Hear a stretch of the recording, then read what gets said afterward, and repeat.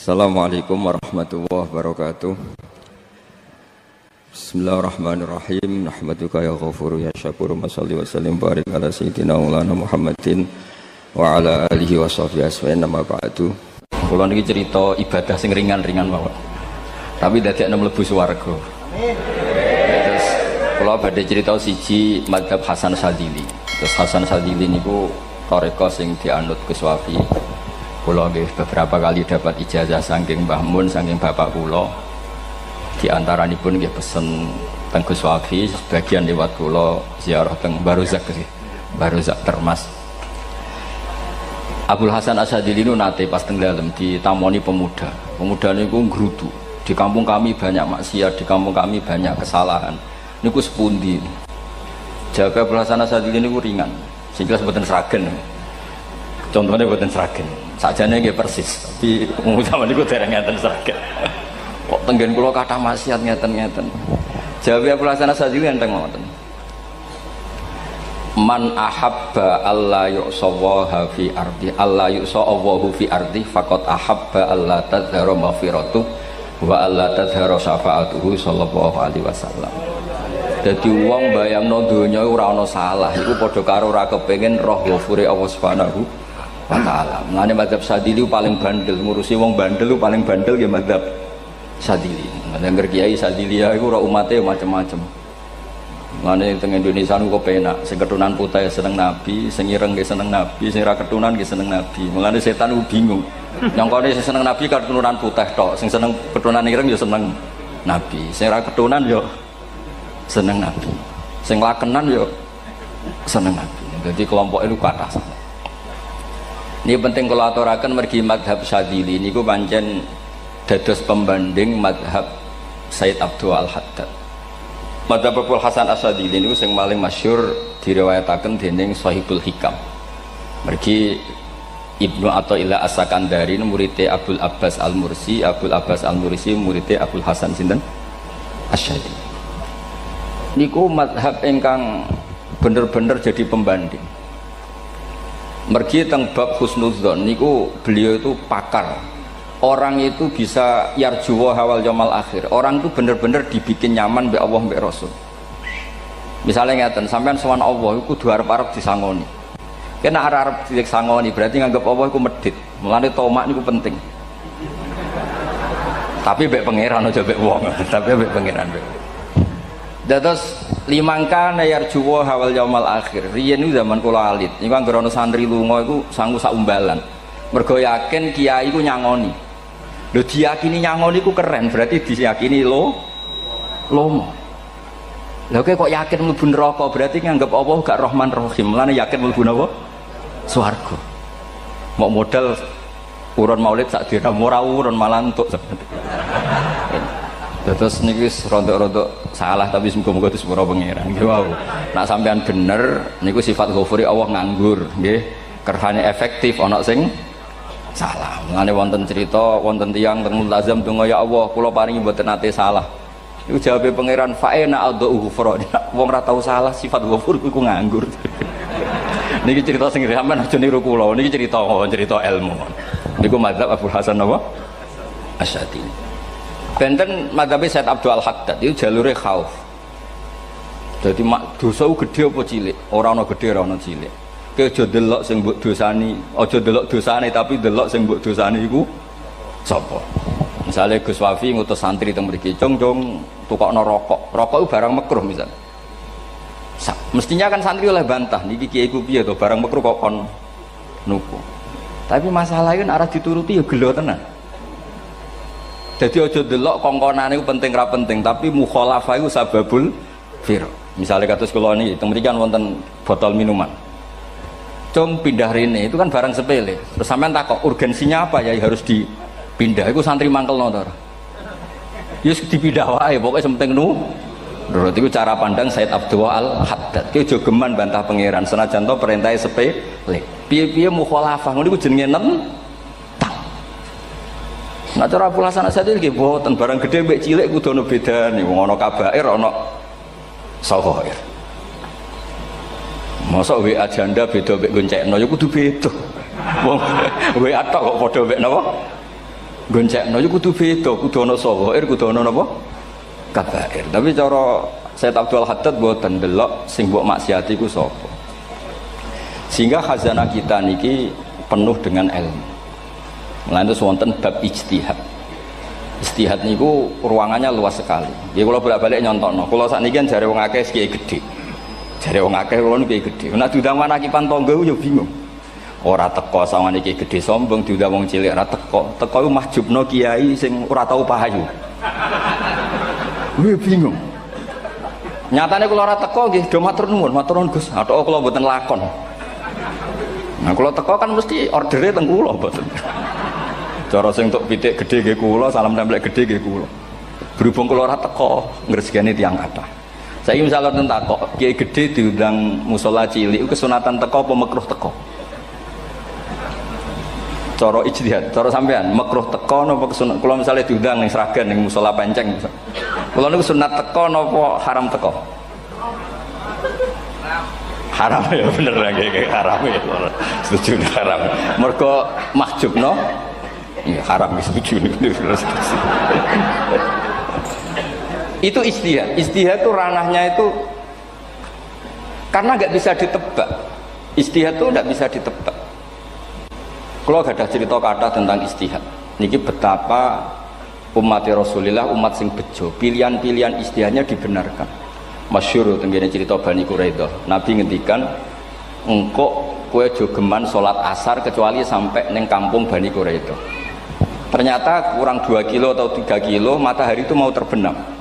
Sebagian sahabat sholat sebelum sampai Bani Quraidah karena takut sampai Bani Quraidah sudah kodok napa asar. Sebagian tetap sholat di Bani Quraidah meskipun sudah kodok asar. Ketika lapor Nabi semuanya dibenarkan. Semenjak itu ada pintu sing darani pintu napa ijtihad. Mulane kula bolak-balik cerita. Wonten kiai nak tangkok, "Cung kowe ngaji wek sapa? Ngaji kalian tiang niki." Kiaimu tau nangis mboten? Lereni ngaji wek kiai ra iso nangis, berarti atine atos. Nak Abdul Hasan Asadi takok, "Cung kowe ngaji mbek Kiai sapa? Kiai fulan." Tau guyu mboten nate, lereni. Kiai ra iso syukur mbok jeni. Kiai ra iso syukur kok mbok jeni. Karena itu masalah ijtihad. Nggih masalah napa? Ijtihad. Ijtihad itu polanya enggak jelas. Wonten kiai ora gelem mulang wedok nggih kathah, alasane wedi fitnah. Wong pancen iman pas-pasan mawon nembe wong ayu ya bingung. Tapi nak diwalik, nak kira gelem wong mulang wong wedok, terus yang mulang wong fasik, atau aliran sesat, itu ya repot. Kue ngerasa paling gak sesat. Ya sudah seperti itu masalah-masalah apa? Ijtihad. Nah, kalau tak cerita saat ini balik cerita tentang Burda. Burda itu nak ngelem Kanjeng Nabi. Niku pancen diilmoni tenan.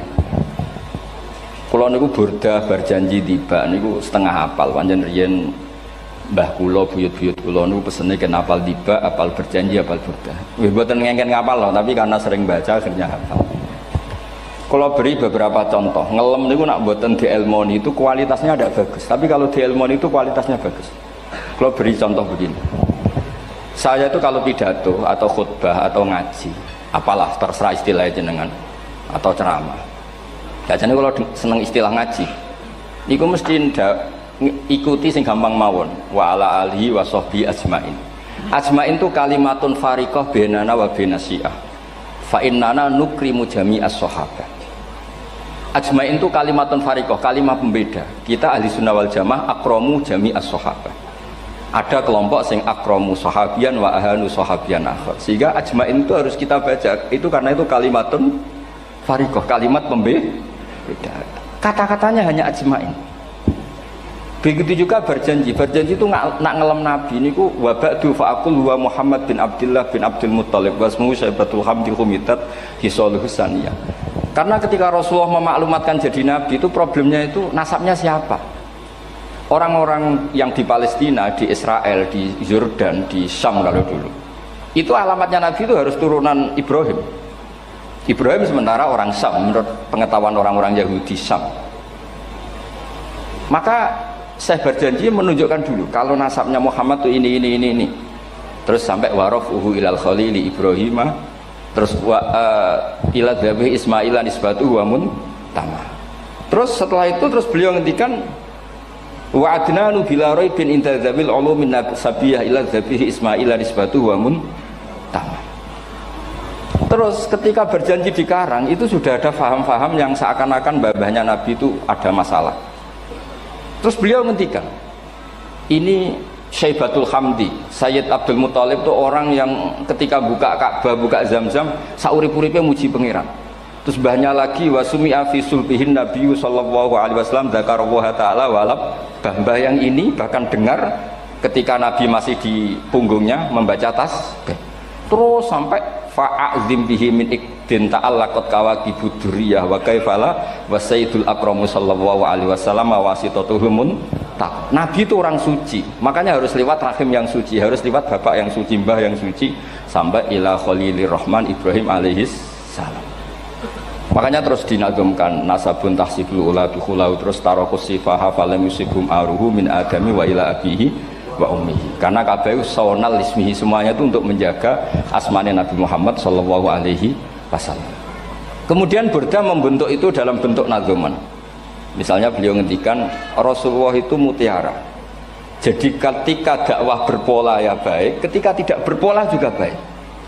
Beliau cara muji Nabi faddurru yazdadu husnan wa huwa muntazimun. Namanya mutiara ketika diuntai pasti sangat indah.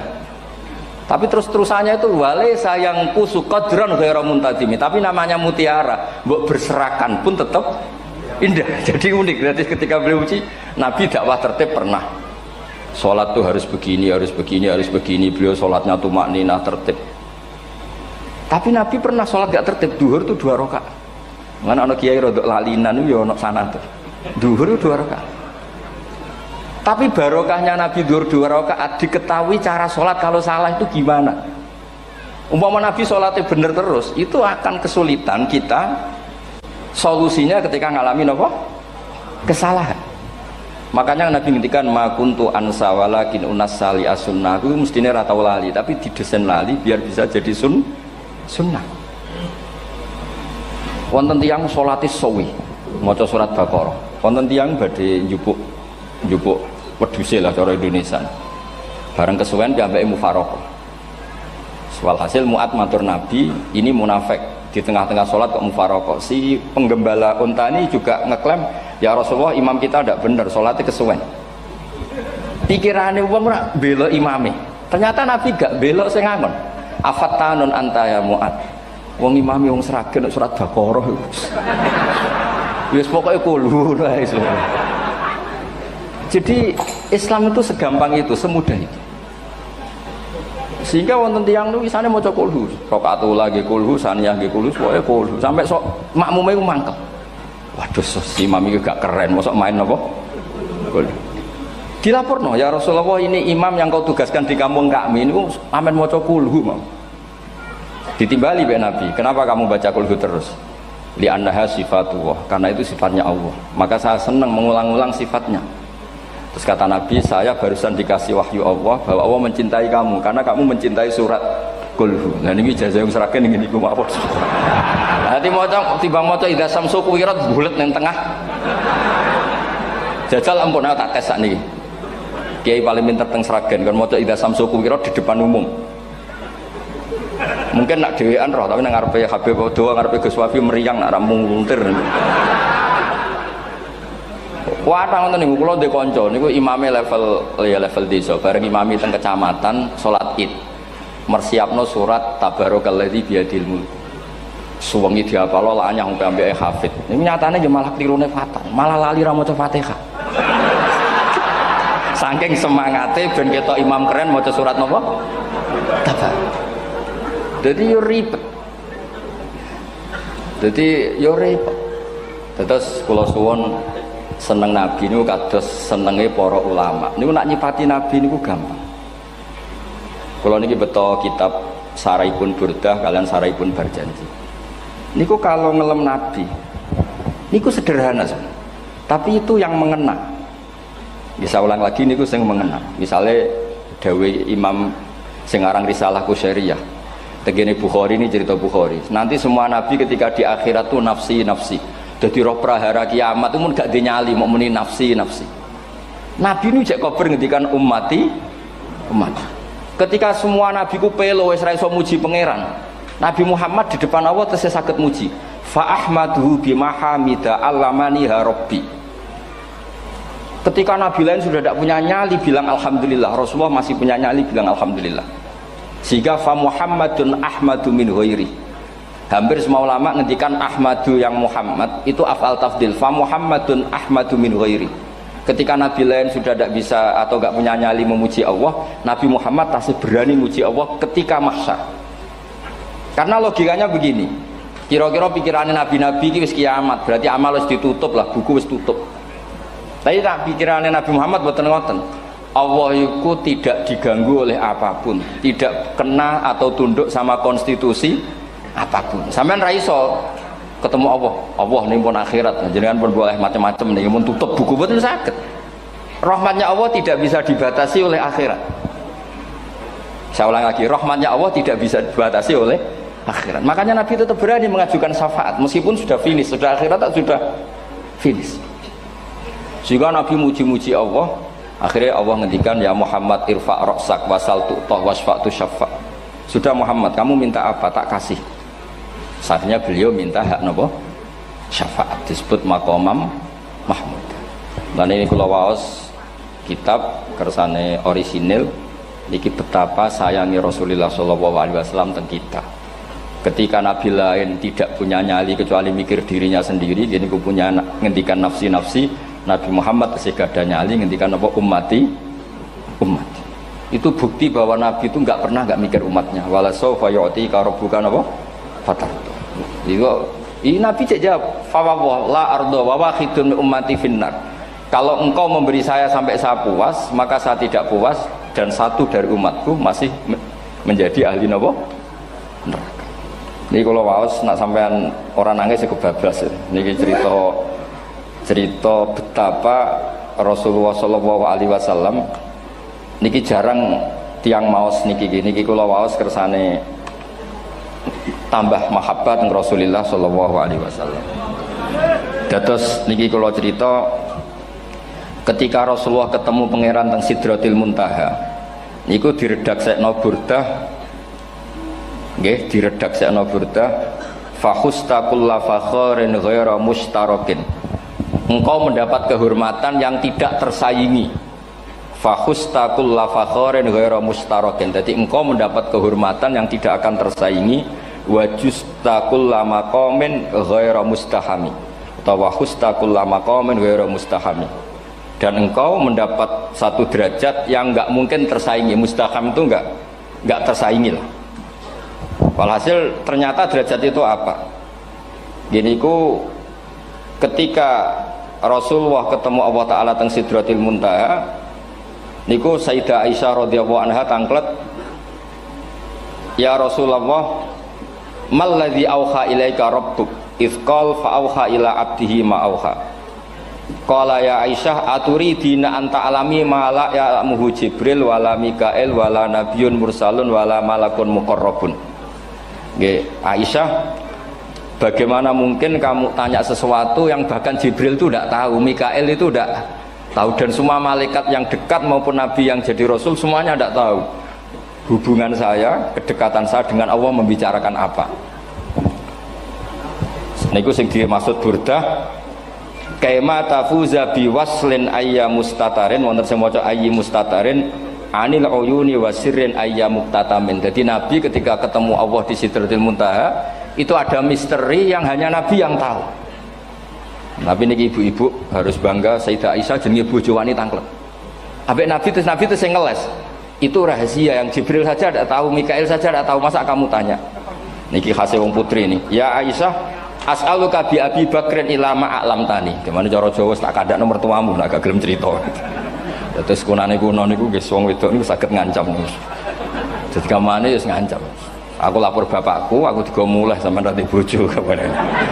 Ya rada ribet njenengan ngadepi wong wedok niku lagi ribet. Terus faqala akhirnya Nabi cerita, tapi ya tentu tidak semuanya diceritakan. Inni lama kuntu qaba qausaini qultu Allahumma innaka adzabta al-umam ba'duhum bil hijar wa ba'duhum bil masih. Oh ya, ini halaman 63 62 tentang kitab Khasyatul Bajuri alal Burdah. Ya, kitab Hasyatul Bajiri alal Burdah. Ya Allah, Engkau menyiksa umat-umat sebelum umat saya, sebagian bil hijarah wa ba'dum bil masri wa ba'dum bil khosfi. Fama anta fa'ilun bi ummati. Lalu yang akan kau lakukan untuk umatku itu apa?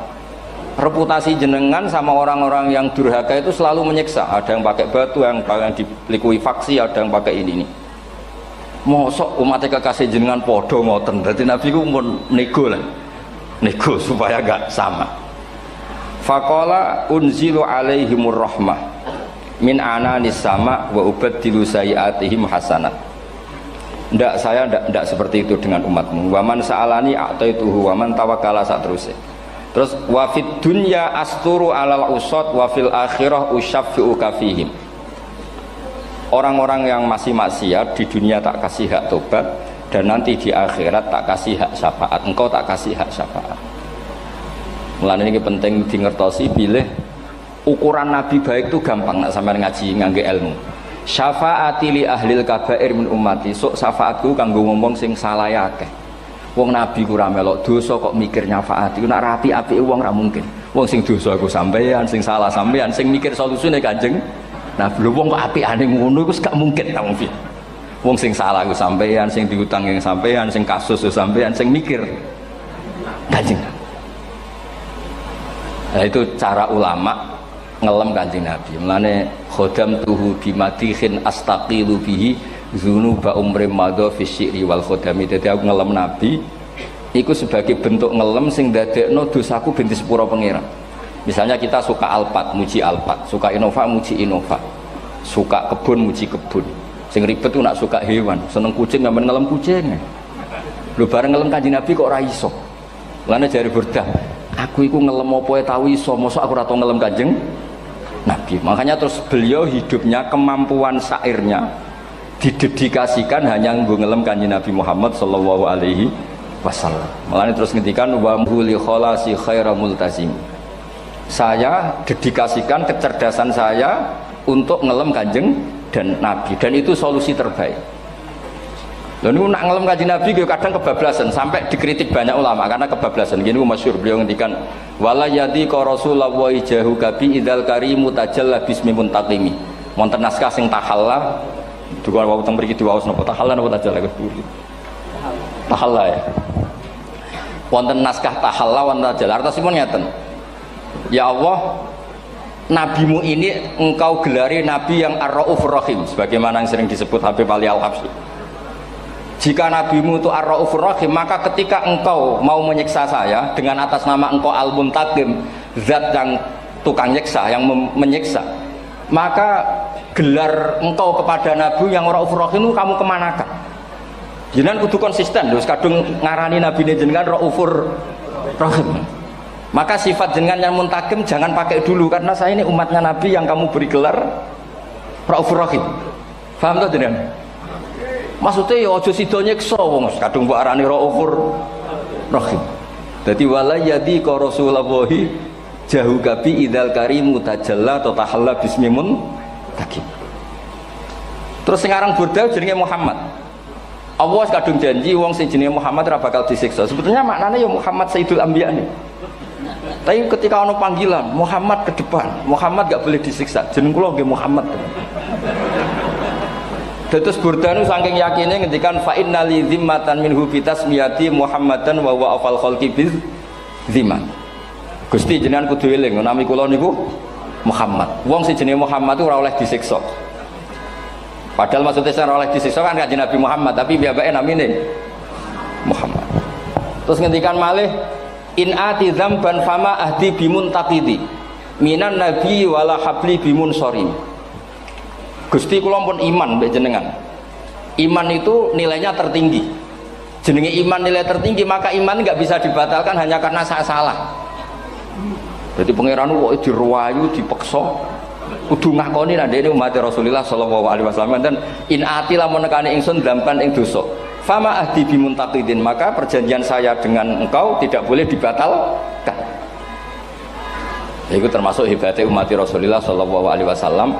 Apapun salahnya niku tetap diakoni umat Rasulullah sallallahu alaihi wasallam. Mergo termasuk kelebihan Nabi itu gak ada hak napa syafaat. Nggih eling-eling termasuk kelebihane Nabi uga ada hak napa syafaat. Meskipun kita tetap khawatir jenenge dosa nggih istighfar, tapi aja dadi putus asa mergo napa in anti dzamban fama ahdi bimuntaqidhi minan nabiyyi wala habli bimun sharim. Terus niku cerita-cerita madhe ulama teng Rasulullah sallallahu alaihi wasallam. Mereka milih kata-kata sing wong apik eling terus. Nggih eling terus. Wau kados wau fadurru yasdatu husnan wa huwa muntazimu wa laisa yang kusu qadron ghairu mun. Jadi dulu tuh pernah ada faham-faham sing cara zahiri hadis iku abai nabi itu seperti ini cara zahiri hadis.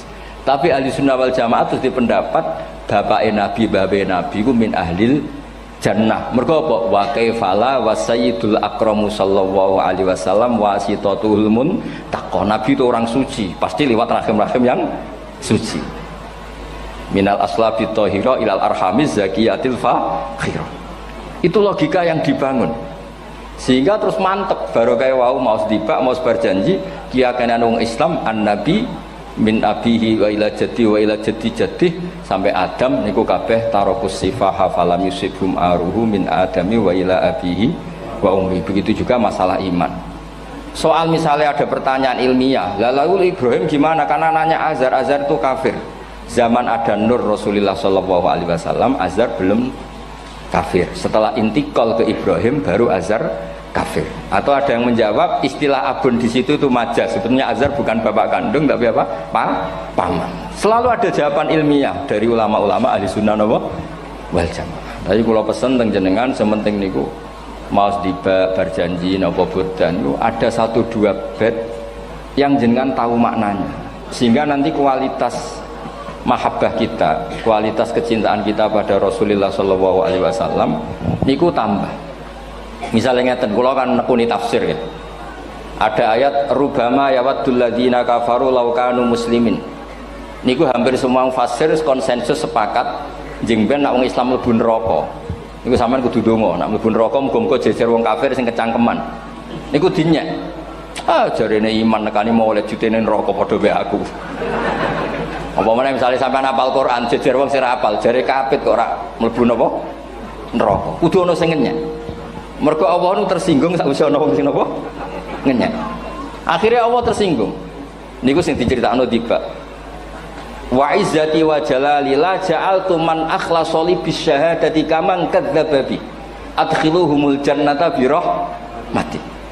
Ora iso wong dekne tauhid apapun salahe wong dekne ndek tauhid ora ngarah dadi ahli neraka selawase kaya wong kafir. La ja'altu ora bakal gawe sapa ingsun man akhlasa li bisyahadah orang yang tauhidnya benar kaman kadzdzababi sebagaimana orang yang tidak bertauhid sama saya adkhiluhumul jannata bi rahmati. Padahal Allah dilapuri malaikat, malaikatnya kira diprovokatif. Malaikatnya lapure wajadnahum asrafu ala anfusihim wa wajadna amalahum minadz-dzunubi ka amsalil jibal. Jare pangeran wis timbang seputi Gusti, wanane salah tok. Reputasine salah tok. Ghairu annahum yasyaduna alla ilaha illallah wa anna muhammadar. Niku jawabe pangeran wa izzati wa jalali la ja'altu man akhlasoli kaman kadzdzababi adkhiluhumul jannata bi rahmati. Nah, lafat-lafat seperti ini kita akan punya harapan ketika ndelok umat sing carane iman tesih blepotan, carane salat cek blepotan, carane zakat cek blepotan. Kita selalu punya harapan barokahnya iman, barokahnya mahabbah ning Rasulullah sallallahu alaihi wasallam, mereka tambah hari tambah baik. Jangan beragama yang tidak punya harapan, karena agama ini bagi yang punya harapan. Dimangka yarjuwa wal yaumal akhir, bukan yang tidak punya harapan. Kanjeng Nabi sekaruan Nabi orang terbaik dilarani wong Taif, disiksa wong Mekah. Niku malaikat usul kula siksane ya Rasulullah karena mereka menghina kekasih Allah. Mereka ada iman. Nabi masih punya harapan. Mungkin mereka ada iman. Tapi asallah ayyukhrija bal arju ayyukhrijawah min aslabihim may ya'budu wa la yusyriku bihi syai'an. Anak bapak orang iman, aku cek di harapan anak putune iman. Dan sedekah Rasulullah sallallahu alaihi wasallam. Saniki kata bapak era poso, anaknya melok TPQ, bareng poso juk gendong, akhirnya bapak izin melok poso. Bapaknya maca Quran ra tau, bapaknya nekani wisuda anaknya hafid. Mana bapaknya ora kena dibentuk, ya arep-arep napa? Anaknya. Nah anaknya ora kena dibentuk ya arep-arep putune nganti Imam Mahdi turun ngoten mawon. Pokoke agama niki limangka nayarjuwa wal yaumal akhir. Terus kula suwun sak napa mazhab Abdul Hasan Asyadzali. Nggih pancen mazhab niku kathah, tapi kula suwun agama teng zaman akhir dawuh Mbah Mun kudu kathah rojae. Nggih mergi walladzina amanu asyaddu hubbal lillah. Dawuh Imam Ghazali ar-roja yuqaddam alal khauf. Mergo roja dadekno mahabbah. Orang yang punya harapan itu lebih mudah mahabbah. Dan hubungan kita dengan Allah itu hubungan mahabbah. Ini ku walladzina amanu asyaddu hubbal lillah. Saman roh anake nawakal kok hubungane putus asa mesti maksudno. Tapi nek hubungane iso wae saiki nakal so ben gak. Iso wae saiki goblok so ben gak. Senajan to so ben ra terbukti lah, penting hidup itu ada harapan. Guys, penting hidup itu napa? Ada harapan. Kata ulama ngendikan afdhalul ibadah intizarul farad. Apa-apa ibadah selalu punya napa? Harapan. Terus Indonesia yang seperti ini kita berharap akan lebih baik, akan lebih baik. Wong cilik kula niku sing jilbaban mau keluarga ketok. Saniki kathah tiyang napa? Jilbaban. Cilik kula tiyang salat di masjid nggih mboten serame sekarang. Sampeyan ra iso grutu, tapi salat tok tapi atine ngene-ngene. Wah ya ribet nak ngoten sampeyan nyoal ideal nggih ribet. Pira-pira gelem napa? Pira-pira purun napa? Salat purun teng masjid. Sampeyan ndak usah memaksa ideal, wong kita ndak pernah napa? Ideal. Terus kula suwun cerita-cerita teng tiba teng berjanji bahwa Nabi sahibus syafa'ah. Nabi nu tiyang sing peduline napa ummati. Jadi ketika Nabi lain mboten gadah nyali ngadepi hisab, ngene iku do muni nafsi, Nabi tesih gadah nyali mikir umate ngendikan mati. Carane apa? Muji pangeran bimahamida allamani ha rabbi. Lane dawuh iki teng ulama-ulama dawuh fa Muhammadun ahmadu min ghairi. Makanya summiya Muhammadan mergo li annahu satu wasammihi idza wada'atihi Muhammadan li annahu satu madun apa? Uqbah wa summiya Ahmad li annahu ahmadu min ghairi. Ini hampir semua ulama ngendikan ketika teng mahsyar semuanya Nabi gak punya nyali untuk matur minta sama Allah. Mergo wis kiamat berarti wis finis. Nabi tesih gak ada pikiran Allah itu tidak terhalangi oleh kiamat. Allah tidak terhalangi oleh akhirat. Allah tidak bisa dihalangi apapun. Sehingga Nabi tetap wani njaluk pangeran. Berarti mujine Nabi ku lebih tok karena tahu Allah itu tidak terbatasi. Nah karena Allah tidak terbatasi, podo-podo Allah wapian, wis tak jaluk kanggo umatku sing mati alat tauhid. Berhubung Nabi ngoten terus Allah ngendikan ya Muhammad irfa ra'sak napa wasal tu'tah wasfa tusaffa. Muhammad kepala kamu angkat, kamu minta apa saya turutin. Terus Nabi minta hak napa? Syafaat. Seseorang bertobat. Dulu umatnya Nabi Musa ada yang menyembah anak sapi, ijel itu, harus tobat. Itu tobatnya ekstrim betul. Kalau tobat sekarang kan cukup istighfar sama istighosah. Kalau dulu enggak, liyak tulal bari umingkum al mujrimah, yang terbebas dari dosa menyembah anak sapi, membunuh yang terlibat atau pernah menyembah anak sapi. Makanya ayatnya apa? Fatubu ila bari'ikum faqtulu anfusakum. Ya, jadi orang-orang yang pernah menyembah anak sapi itu tobatnya apa? Faqtulu anfusakum. Sebab itu semua ulama berkewajiban menerangkan nasa mansuh. Sampai Sayyidina Ali suatu saat ada mubalek atau ustadz itu ngajar di masjid, ditanya, kamu tahu nasa mansuh enggak? Enggak tahu. Terus kata Sayyidina Ali, berhenti jadi mubalek, lisensinya dicopot.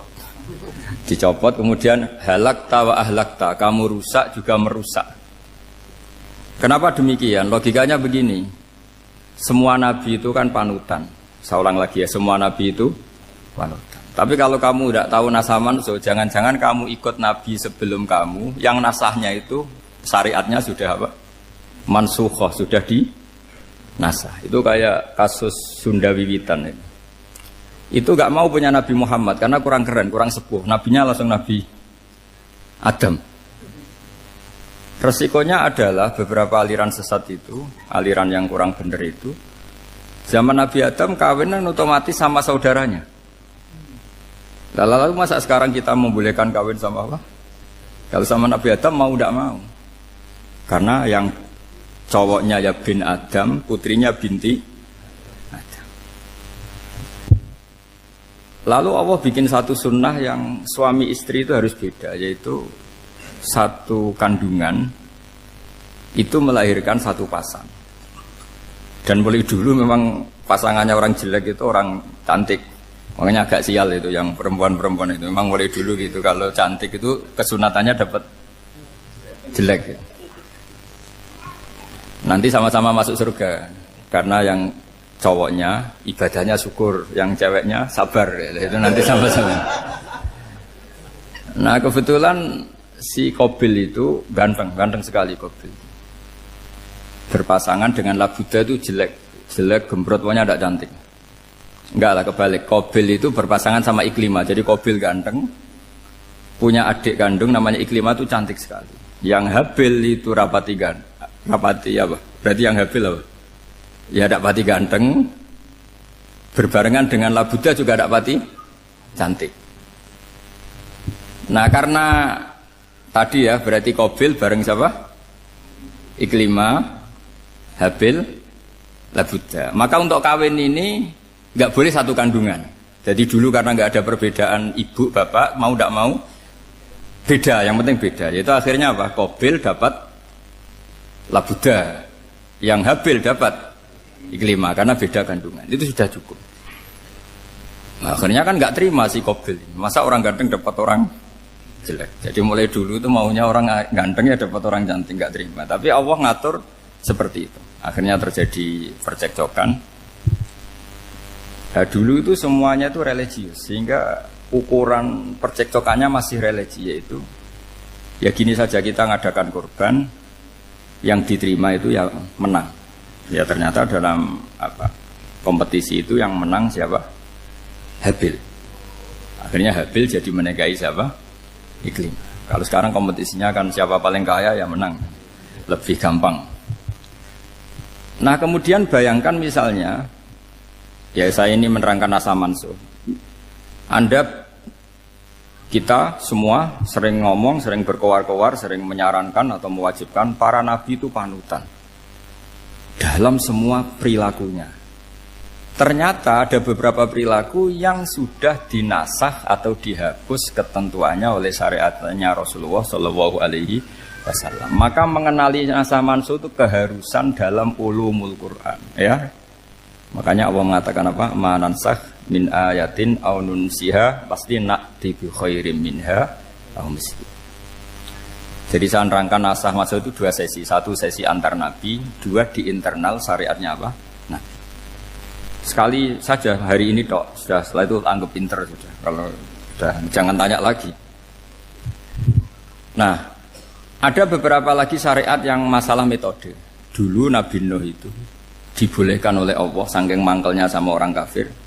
Saya ulang lagi, orang kafir itu kan biadab sekali, nempat buminya Allah, makan rezekinya Allah, kemudian mengkafirkan Allah. Pikirannya Nabi Nuh, orang biadab gini nggak layak hidup, itu pikirannya Nabi Nuh. Kalau dia pakai militer, tidak punya militer, ya pakai langit akhirnya. Pakai kekuatan langit, beliau berdoa, Rabbi la tazar alal ardi minal kafirina dayyar. Innaka intazarhum yudillu ibadaka wala yalidu illa fajirong kafar. Ya Allah, mereka ini orang-orang kafir, padahal pakai bumi engkau, pakai rezeki engkau, matikan semua saja, jangan sisakan satupun. Karena kalau masih sisa, nanti anak turunnya ya gitu, gennya gendo ya pasti melahirkan gendo. Gen wala yalidu illa fajirong kafar. Kalau kamu sisakan pasti melahirkan generasi gendo lagi, kafir lagi. Dituruti sama Allah. Kecuali orang 80 yang ikut Nabi Nuh. Nah, orang 80 yang ikut Nabi Nuh ini selamat karena iman. Maka generasi yang sekarang ini termasuk saya semua ini semuanya turunan orang iman. Maka kita ini punya dua status. Satu, Allah kadang manggil kita ya Bani Adam karena faktanya kita turunan Nabi apa?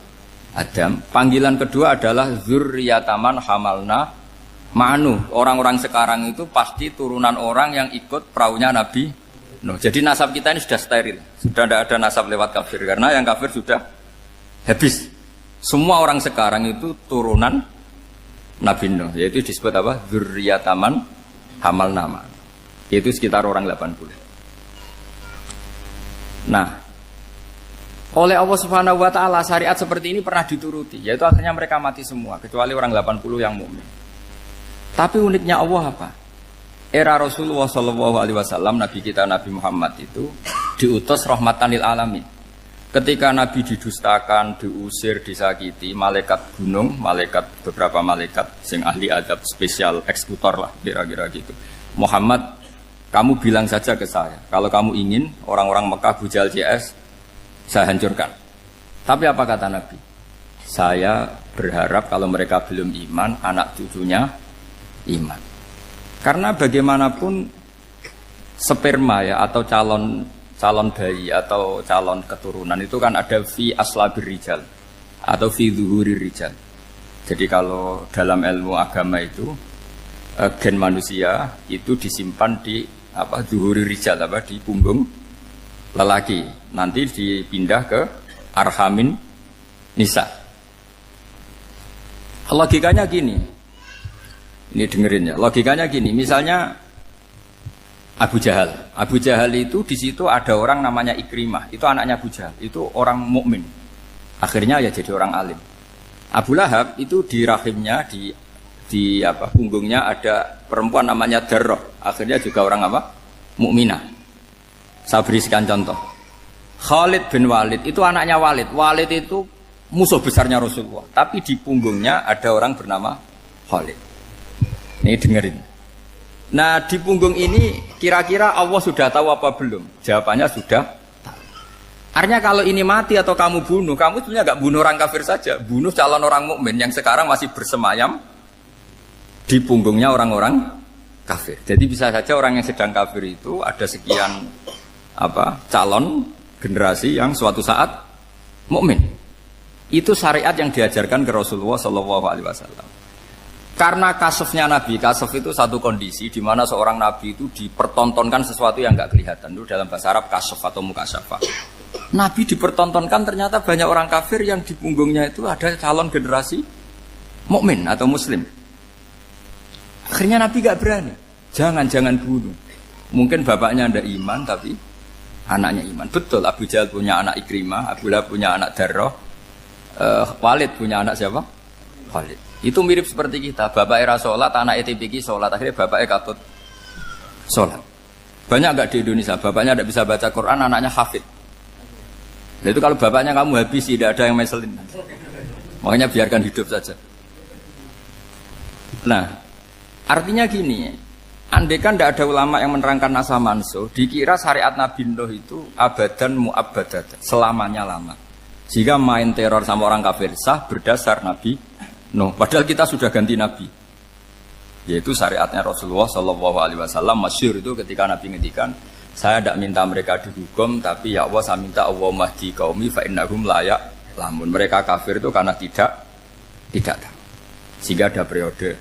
Loh kalau perang itu beda, perang itu konteksnya duel, itu tidak harus sama Abu Jahal, Abu Lahab. Ada penjahat mau bunuh kamu wajib perang enggak? Wajib. Penjahatnya meskipun muslim apa harus kafir? Meskipun muslim. Maka kata ulama fikih sebetulnya perang duel itu bukan syariat muslim sama kafir tok. Masih muslim sama muslim, misalnya ada orang mau merkosa istri kamu, terus dia pamit gini, saya muslim loh, beri hak loh. Enggak bisa. Saya penjahat loh, muslim, jadi kamu enggak boleh merangin saya, ngelawan saya kan muslim. Enggak bisa, tetap harus dilawan. Makanya kata ulama-ulama fikih, pertarungan sama musuh itu tidak harus sama orang kafir. Orang muslim pun yang mengganggu kehormatan kita, misalnya mau merkosa istri Anda, itu harus dilawan. Makanya Nabi ngendikan mangkutila duna mali fahuwa syahid, mangkutila duna harimi fahuwa syahid. Orang yang mati karena membela kehormatan keluarganya atau hartanya, maka dia mati syahid. Dan penjahat yang mati ini muhaddarun damu, diabaikan sehingga enggak kena kisos, membunuhnya enggak kena. Misalnya ada penjahat mau bunuh kamu duel menang. Kamu enggak kena kisos karena ini muhaddarun damu, diabaikan kehormatannya. Padahal dia muslim, apa? Muslim. Ini perlu. Jadi ini mengaji ini agak jelimet tapi gampang. Kan kalau paham enggak paham selesai, jadi enggak baca selesai itu. Sehingga kalau enggak ada nasa mansuh, maka orang selalu berpikir, pokoknya yang penting ikut Nabi. Lah itu bahayanya kalau Anda tidak tahu detail, jangan-jangan syariat yang kamu ikuti itu syariat yang sudah berstatus mansukhoh, telah dicabut. Dan itu banyak. Makanya kata Sayyidina Ali ketika ada orang ngajar gak tahu nasa mansuh, halakta wa ahlakta, kamu rusak dan merusak orang lain. Seperti tadi pernah ada kawin itu satu turunan, yaitu era Nabi Adam. Masa kita sekarang kawin sama satu turunan, kan gak mungkin. Ya kan, pernah ada membumi hanguskan orang kafir, yaitu syariatnya Nabi Nuh. Itu dihapus oleh syariatnya Nabi Ibrahim dulu. Yaitu Nabi Ibrahim menghentikan apa? Faman tabi'ani fa innahu minni wa man asani fa innaka ghafurur rahim. Ya, kalau orang ikut saya ya Allah ya pasti golongan saya. Kalau yang masih maksiat, masih balelo, saya berharap engkau ampuni. Akhirnya banyak orang kafir tobat. Coba era Rasulullah itu semua orang kafir Mekah itu kafir. Nabi belum wafat. Itu sudah ada 114.000 mukmin semua. Jadi Nabi menangi mayoritas orang menjadi mukmin dari mayoritas kafir. Yaitu disebut wara'aitan nasa yadkhuluna fi dinillahi afwaja.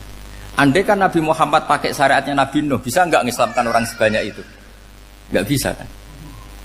Maka ini penting mengenali nasab mansur. Jadi periode cara wong Jawa maksud no tuntas. Robila tadar itu, pasot tuntas itu, menghabisi itu habis. Di periode Nabi siapa? Nuh. Syariat itu sudah enggak dipakai lagi. Yang dipakai apa? Faman tabi'ani fa innahu minni wa man asani fa innaka ghafurur rahim. Lah Nabi Muhammad ini Nabi yang kena khitab anit tabi' millata Ibrahim hanifah. Jadi masternya Nabi Muhammad itu mentornya Nabi Ibrahim. Sehingga syariatnya ya faman tabi'ani fa innahu minni wa man asani fa innaka ghafurur rahim. Tidak syariat rabbila tadzar alal ardi minal kafirina daya. Jelas ya. Jadi mengenali nasa mansur itu penting sekali karena kalau enggak Anda halakta wa ahlakta, kamu merusak diri kamu sendiri juga merusak orang lain karena menfatwakan hukum yang sebetulnya sudah berstatus mansukh. Hanya berdasar itu kan syariatnya nabi-nabi dulu. Syariat yang apa? Syariat yang nggak pernah terhapus hanya satu, usuluddin, yaitu tauhid, itu sama. Tapi kalau syariat itu beda-beda, atau furu'iyah itu beda-beda. Yaitu tadi saya beri contoh era Nabi dulu, kalau ada pakaian najis dipotong, dibuang. Era Nabi Muhammad dicuci. Orang kafir dihabisi oleh langit. Era Nabi Muhammad nggak boleh, bahkan didoakan Allahumma hdi qaumi fa innahum la ya'lamun. Di Qur'annya apa? Wa in ahadum minal musyrikin astajaraka fa'jirhu hatta yasma'a kalam Allah tsumma ablighu ma'mana. Jadi kalau ada orang kafir enggak boleh main dihabisin mereka, beri peluang untuk mengkaji kitabullah hatta yasma'a kalam Allah. Kalau mereka sudah berpeluang ngaji, harus tsumma ablighu ma'mana, harus dijamin keamanan. Ya, karena apa? Dzalika bi annahum qaumul la ya'lamun. Bagaimanapun mereka memang karena tidak tahu. Nah, kenapa tidak tahu? Enggak. Karena tadi mereka tertutup oleh kultur yang beratus-ratus tahun. Mbah-mbahnya mereka menyembah batu, menyembah berhala. Ya tahunya itu ya Tuhan. Bagaimana Anda bisa menjelaskan sesuatu yang sudah beratus-ratus tahun kan tidak gampang. Maka ada periode dimaklumi, apa? Kalau era sampean kan, mosok waktu disembah saking gobloknya orang, kamu lahir kan sudah nyembah Allah, tidak nyembah batu. Bayangkan kalau kamu jadi mereka. Wong perut kamu saja disuruh makan pizza sakit kok, karena saking lamanya makan sambal kan gitu. Kamu bilang perempuan Indonesia saja cantik kok, saking lamanya jadi orang Indonesia. Padahal orang Indonesia tanyakan orang Eropa, cantiknya di mana? Kamu lahir di Afrika, bilang orang Afrika itu cantik, tanyakan orang Eropa, cantiknya di mana? Hitam gitu kok. Jadi orang itu pasti terkooptasi oleh sekelilingnya. Orang Afrika akan bilang wanita Afrika itu cantik. Coba tanyakan orang Eropa, cantik apa enggak? Belas.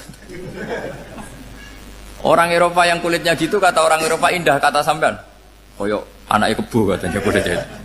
Jadi orang itu akan terkooptasi oleh sekelilingnya. Bayangkan kalau semua orang nyembah berhala terus kamu tidak, alasan kamu apa? Kan menentang mayoritas. Dan itu berat. Maka dimaklumi oleh Allah, dzalika bi annahum qaumul la ya'lamun fi manah panyeruah. Nah, pemakluman ini yang mulai sekarang terkikis. Orang main pukul saja enggak mau ngaji. Enggak mau ngaji Quran secara kafah. Jadi fatwanya Islam kafah tapi ngajinya Quran enggak kafah. Ngambil 1-2 potongan ayat dipakai dalil. Jadi Islamnya inginnya kafah tapi ngajinya Quran enggak. Kalau kafah ya hafal 30 juz itu. Kalau mau ya, kalau mau kafah ya hafal berapa? 30 juz. Makanya saya sering bilang, saya sering dinasihati orang karena belum tahu saya ini hafal Quran. Bapak harusnya Islam itu kafah. Kata saya ya dimulai dari konsep Islam itu kafah dulu, apa ya hafal Quran secara kafah. Jadi ini penting saya utarakan. Bahaya sekali orang mengenali Islam tanpa mengenali nasah mansukh. Karena beberapa syariat Nabi sebelum kita itu berstatus mansukh. Terus contoh berikutnya, ini nasakh mansukh antar Nabi apa khusus internal Nabi? Antar Nabi aja nggak selesai nih sampai subuh aja nggak selesai. Contoh yang paling keren mungkin cowok semua senang. Nabi Dawud dulu istrinya berapa? 99. Nah itu kalau masih halal itu kan berarti jenengan tuh punya istri berapa? Wah itu kan ngeri betul. Punya satu aja repotnya gitu apalagi berapa? Punya 99. Terus kamu bilang gini, ini kan syariatnya Nabi Dawud, Nabi kan bisa diikuti. Pernah ada periode di mana seperti itu boleh. Jadi makanya mau tidak mau ngenali nasakh mansukh itu harus. Kalau enggak ya kamu masih berkeyakinan boleh beristri berapa? Nah ini penting saya utarakan. Makanya Sayyidina Ali itu kalau ngetes calon mubaligh, kira-kira kalau Kemenak dulu inginnya apa? Sertifikasi apa? Mubaligh. Itu tanyanya gitu. Ta'rifun an-nassa wal mansukh, kamu apa tahu nasakh mansukh? La. Jawabnya Sayyidina Ali, halak tahu ahlak tahu. Kamu orang yang rusak. Karena tadi takutnya ada syariat yang sudah mansukh dipakai. Itu tadi misalnya kita ini tidak umatnya Nabi Nuh, tapi pakai syarat Robbila tadar alal ardi minal kafirina. Terus ketiga begini, misteri manusia itu. Dan ini kita tidak pernah tahu sampai kiamat, tapi ini ilmu harus kita diskusikan. Misalnya saya ini namanya Bahauddin. Saya sekarang hidup sampai 2019 sekarang. Kan hanya Allah yang tahu berapa turunan saya sampai kiamat dan statusnya kayak apa. Donald Trump juga gitu. Donald Trump itu sekarang kafir, tapi kita tidak pernah tahu nanti turunan keberapa ada yang Muslim. Lah turunan yang calon Muslim ini diletakkan di mana kita tidak tahu. Yang jelas kalau kamu bunuh itu katut itu. Artinya gini, logika membiarkan orang kafir itu ya ada logikanya. Gitu. Logika membunuh karena mereka mau membunuh kita ya ada logika fikihnya, karena kalau kita ada membunuh dibunuh. Makanya semuanya hukum ini terus bergantung al-hukmu yaduru ma'ilatihi wujudan wajib. Di sini terus dipertemukan. Makanya semua nabi itu kalau yang namanya membunuh pasti pas perang saja, karena ini kondisi yang memang pilihannya hanya dua, kalau nggak dibunuh ya membunuh. Ada duel lah. Maka ini butuh kajian fikih dan orang nggak boleh subjektif dalam hal ini.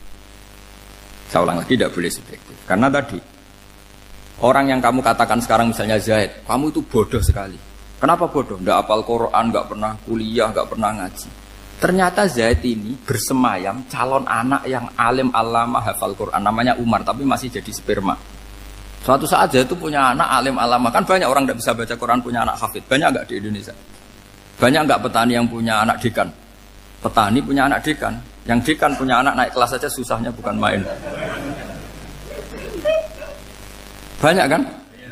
Nah ketika dibalik nanti ada dekan punya anak goblok, yang petani punya anak dekan pinter mana?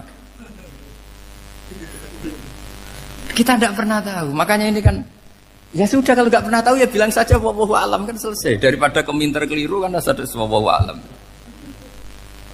Makanya cerita favorit guru saya, Kiai Haji Maimun Zubair itu punya apa namanya Kiai Zubair. Itu cerita favoritnya itu ada santri namanya Soleh. Soleh itu alim alam. Orang Madura itu cara berpikir kan kalau kiai saja alim seperti itu, apalagi bapaknya. Pas bapaknya main ke pondok, santrinya ada ribuan. Bapaknya main ke pondok itu, sholat itu ya gak bener, gak sesuai sunnah Rasul lah kira-kira gitu. Sudah sholat itu gak bener, apa-apa gak bener. Masih ditakwil sama santri Madura, karena orang Madura itu kultus. Mungkin khilaf itu satu khusus, pokoknya perlakuan khusus. Suatu saat saking bodohnya orang itu, kenceng tuh pinggir musola. Wah ini nggak bisa ditakwil lagi, akhirnya nggak bisa ditakwil tuh nggak. Wah ini sudah nggak bener ini, nggak bener. Singkat cerita santri tadi nggak kuat matur ke kiainya, Pak Yai, jenengan sealim itu kok bapaknya segoblok itu. Kenapa? Ya, dia kenceng pinggir musola. Oh bapak saya tuh pinter sekali. Kok bisa? Karena beliau yang memutuskan saya mondok sampai saya jadi alim alama seperti ini. Yang bodoh itu mbah saya. Yang bodoh itu mbah saya kan. Artinya gini, sekarang misalnya Anda dekan atau Anda rektor atau Anda profesor atau Anda kiai top mubalek kondang. Anda mau balik kondang terus punya anak, gobloknya bukan main. Atau apalagi anaknya ketangkep KPK. Yang satu anaknya orang bodoh jadi dekan. Kalau kompetisi ini pinter mana coba? Ada ahli metodologi tapi anaknya itu terlibat narkoba. Yang ini petani utun, anaknya dekan. Kira-kira kalau dikompetisikan pinter mana? Anaknya pinter petani tadi gitu. Yang ketika petani kamu vonis bodoh gitu. Tapi siapa tahu kalau ini menyimpan calon. Paham ya? Kita tidak pernah tahu. Makanya Quran selalu ngajari dalam ilmu sosial itu wa in adri la'allahu fitnatul lakum wa mata'un ila. Dalam ilmu sosial itu kita harus ya tidak tahu. Karena mudah. Makanya saya tadi pagi ngaji di direktorat saya bilang, saya pernah diprotes orang, Gus kamu udah jelas 01 atau 02. Ya saya jawab gitu. Manusia itu makhluk yang paling gak jelas gitu. Sekarang soleh suatu saat bisa saja gak soleh. Yang sedang gak soleh suatu saat soleh. Sesuatu yang mungkin rubah kok kamu fanatik itu gimana? Nalarnya itu gimana? Coba kita tahu dulu Wahsy itu pembunuh Hamzah, akhirnya mati mukmin ya enggak? Padahal orang yang sangat dibenci Rasulullah karena membunuh Sayyid siapa? Hamzah. Sa'labah yang tukang itikaf di masjid akhirnya su'ul khatimah. Kita tidak pernah.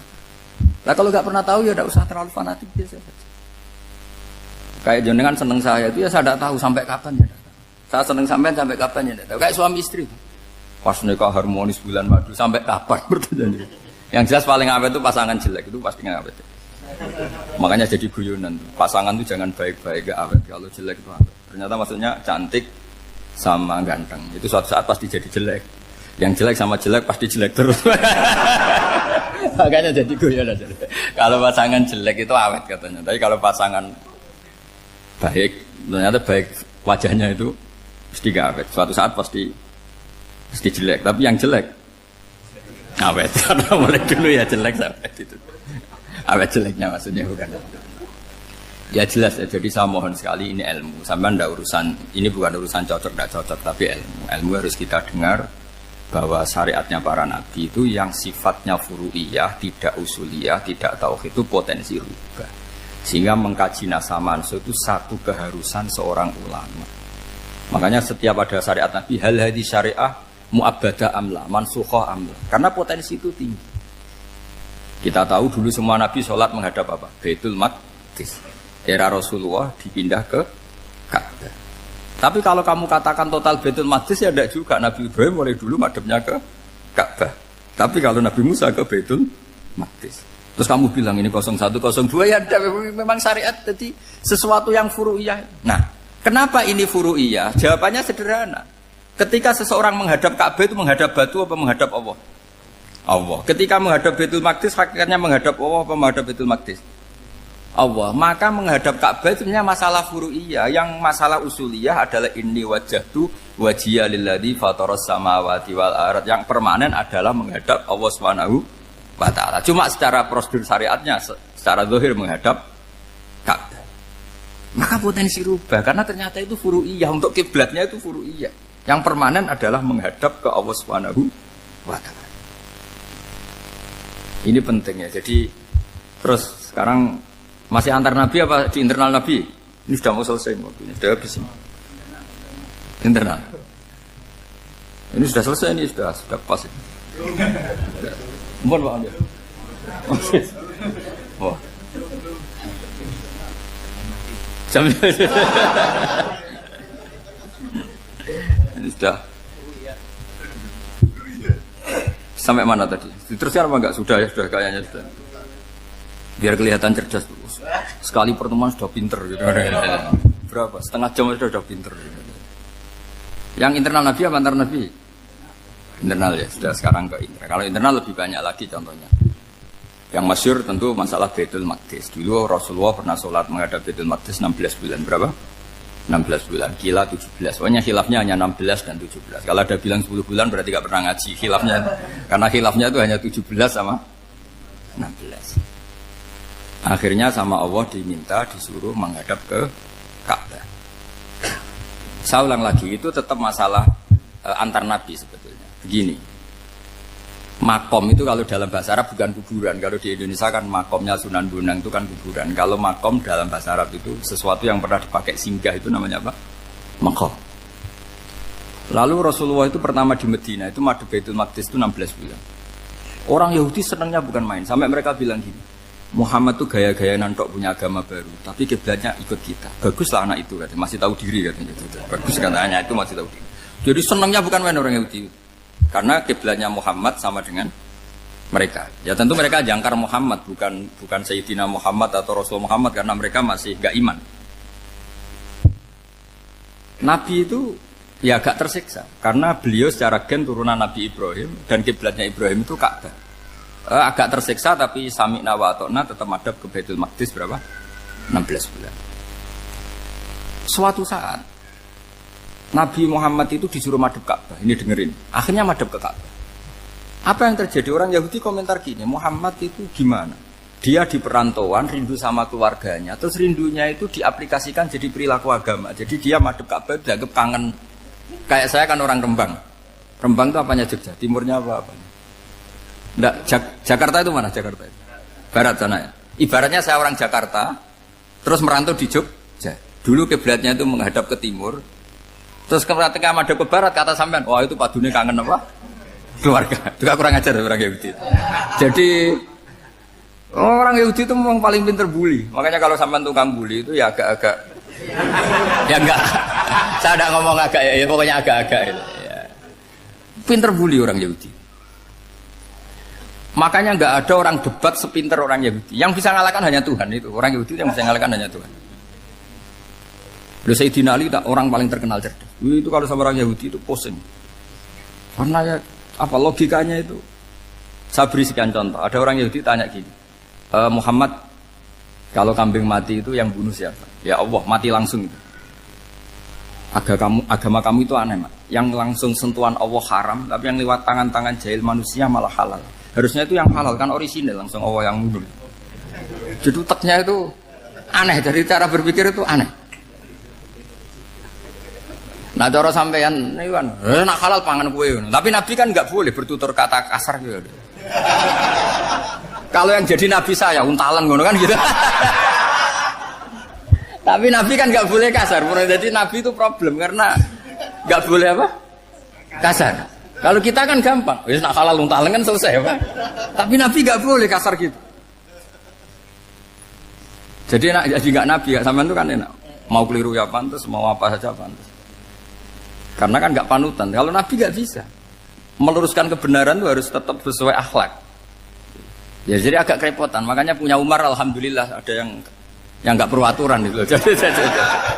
Jadi enak. Jadi ya itu memang aturannya harus itu. Coba Nabi itu perang tapi nggak boleh bunuh. Kayak apa susahnya? Beliau jadi sasaran tembak tapi nggak boleh bunuh. Kalau sahabat kan enak, duel, relax, santai, bisa tarung. Kalau Nabi nggak boleh. Makanya Nabi meskipun ikut perang terus nggak ada sejarah orang yang dibunuh. Ya hanya satu peristiwa itu pun dibaca orang kafir, ditangkis Nabi, pedangnya kembali ke dia mati. Tapi nggak ada yang Nabi. Karena Nabi kalau pembunuh Nabi itu terus kayak pendekar kan susah juga punya Nabi kok. Habis perang misalnya Nabi tanya, Muhammad habis serang berapa? 1000. Ya repot juga punya Nabi mantan apa? Membunuh meskipun yang dibunuh orang kafir, tapi kan kayak apa ya? Fitrah manusia itu akan menolak kepemimpinan orang yang gitulah pokoknya nggak bisa diterangkan itu. Makanya Nabi itu nggak pernah bunuh meskipun kayak apa musuhnya, tapi nggak pernah bunuh. Untungnya di sekeliling orang-orang yang tadi. Jangan bilang itu suka bunuh ya, pokoknya perang gitu ya. Perang dengan bunuh itu beda loh ya. Kalau perang itu fair apa? Fair. Sampai mana tadi? Nabi Ibrahim ya tadi. Makom tadi saya ulang lagi. Nabi Muhammad menghadap ke Baitul Maqdis itu hanya Allah nuruti. Ini loh Nabi betul. Tahu betul bahwa di antara syariat adalah Baitul Maqdis karena semua Nabi pernah berkiblat Baitul Maqdis. Tapi Nabi ketika menghadap ke Ka'bah, Nabi juga dibilangin sama Allah. Ini loh syariat yang benar karena Ka'bah juga kiblat sing a'taku, lebih tua ketimbang Baitul Maqdis. Maka disebut Ka'bah Atiqah. Ilal Baitil Atiq. Kalau Quran bahasakan Ka'bah apa? Wal yatawafu bil Baitil Atiq. Atiq itu tua sekali. Ya sudah. Ketika berstatus tua itu orang Yahudi seneng, mergo roh kelirune Muhammad. Mereka nantang, Muhammad ayo debat terbuka. Nabi rawuh. Bagaimana Anda bilang Ka'bah itu kiblat tertua? Wong Ka'bah itu pertama yang menghadap sana itu ya kamu. Semua Nabi menghadapnya ke Baitul Maqdis. Terus Nabi Muhammad mulai berargumentasi ilmiah tadi. Enggak, Ka'bah itu kiblatnya Ibrahim. Jadi Ibrahim dulu itu yang mulai dulu kiblatnya itu di Ka'bah. Terus orang itu tanya, buktinya apa? Terus dijawab, fihi ayatum bayinatum maqam Ibrahim. Ternyata di situ ada jejak kakinya Nabi Ibrahim, yaitu batu yang diinjak beliau ketika bangun Ka'bah. Itu argumentasi ilmiah. Lah barang orang Yahudi kehilangan ilmu, itu gobloknya orang Yahudi. Makanya yang bisa mengalahkan Yahudi hanya Allah Subhanahu wa taala. Wong Ibrahim saja golongan kita, pengikut kita. Ibrahim itu pengikut Yahudi. Wah, itu Nabi mulai senyum-senyum, mulai tertawa-tawa. Wih, ku goblok orang terdidik. Karena itu ibaratnya kayak kamu bilang Soekarno itu pengagum Puan Maharani. Kira-kira seperti itu. Soekarno itu pengikut Puan.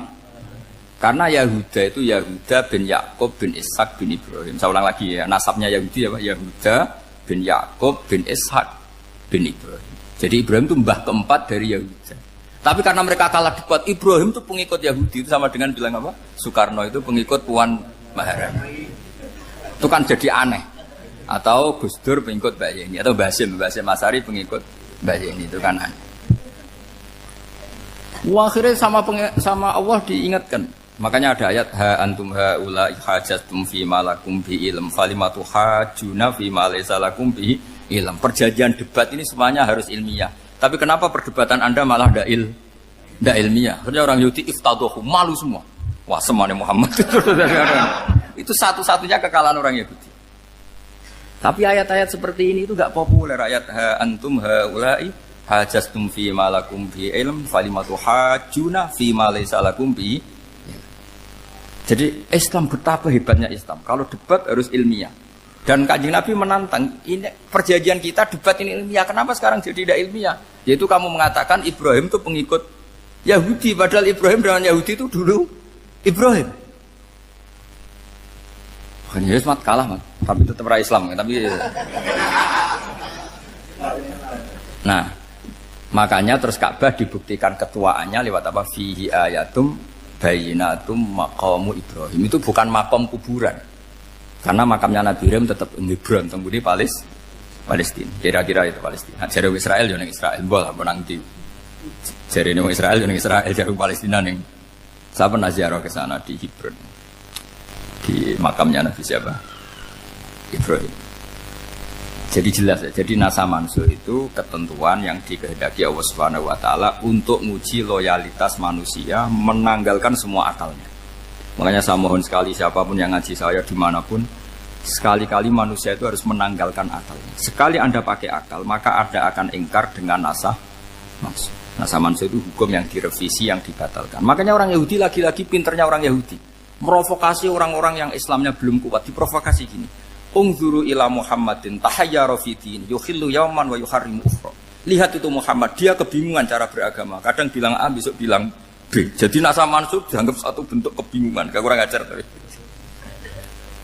Wah, akhirnya sebagian orang yang murtad. Makanya nasa mansur itu satu peristiwa yang menjadikan banyak orang murtad. Karena diprovokasi orang Yahudi bahwa itu bentuk kebingungan Muhammad.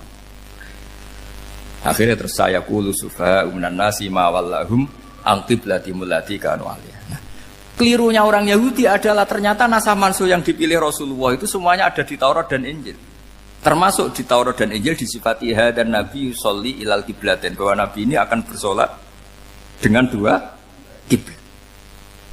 Makanya tetap ditantang. Qul fa'tu bit Taurati fatluha in kuntum shadiqin. Kalau kamu tidak percaya bahwa saya ini orisinil, ayo bareng-bareng mengkaji Taurat. Tapi mereka tidak siap mengkaji Taurat. Karena Taurat semuanya mendukung Rasulullah Muhammad SAW. Fatluha in kuntum shadiqin. Makanya ini penting sekali ngaji. Jadi perdebatan itu macam-macam. Dan itu pinternya orang Yahudi. Ungzuru ila Muhammadin tahayyara fi dini yukhillu yawman wa yuharrimu ukhra. Ini penting sekali. Makanya nasa mansukh itu uji loyalitas. Itu Imam Malik kalau mencontohkan ke Imam Syafi'i. Saya berisikan contoh fikih.